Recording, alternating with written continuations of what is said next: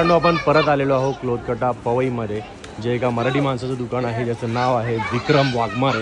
तर एकदा आतमध्ये जाऊन विचारू तर नवीन व्हरायटी काय आपल्याकडे आलेली आहे. तर विक्रम दादा, सगळ्यात पहिले जय महाराष्ट्र. जय महाराष्ट्र मित्रांनो. दादा, आपल्याकडे नवीन व्हरायटी मध्ये काय आता नवीन काय चालू आहे? टी-शर्ट सगळ्यांमध्ये आपल्याकडे व्हरायटी आहे, पण आपल्याकडे एक नवीन व्हरायटी आली आहे जी असणार आहे H&M ब्रँडची ट्रॅक पॅन्ट असणार आहे.